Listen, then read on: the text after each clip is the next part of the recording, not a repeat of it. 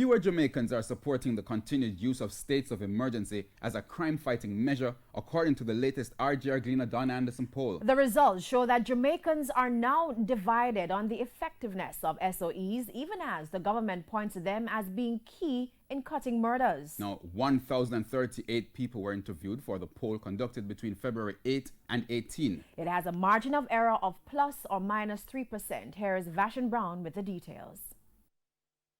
It all started in January 2018 when Prime Minister Andrew Holness made this announcement. A state of public emergency is now in effect for the parish of St. James. Since that first state of emergency was announced, others were also declared in Westmoreland, Hanover, Clarendon, St. Catherine, as well as parts of Kingston and St. Andrew. In Clarendon in particular, some terrified residents welcomed the S.O.E. In this latest RGR Gleaner Don Anderson poll, Jamaicans were asked if they believed the states of emergency were effective in fighting crime. Almost half of the respondents, or 49%, said the states of emergency were effective. There is a decline in support for the S.O.Es when this latest poll is compared to last year's poll results, when 81% of respondents said the S.O.Es were effective in fighting crime.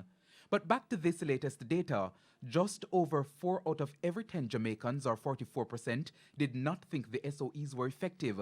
The other 7% either did not know or were not sure. On that particular issue, people are divided as to whether it is an effective tool in fighting crime, and we know that we need to find a solution to the spiraling rate of crime. A closer look at that 49% that said the S.O.Es were effective showed that the majority of them were Jamaica Labour Party supporters, 64% to be exact, while 33% of them were People's National Party supporters. The opposition has been against the use of states of emergency as a response to the country's crime problem. What we have seen over the past 2 years, murders being committed in even S.O.E areas. The government, however, has been defending its use of the measure. The states of public emergency in these parishes continue to be necessary. Last year's poll results showed that 78% of respondents supported the government's desire to extend the states of emergency, while only 27% of respondents agreed with the opposition's decision not to support extension of the measure. This latest poll asked Jamaicans whether they agreed with the opposition's call for the states of emergency to be discontinued.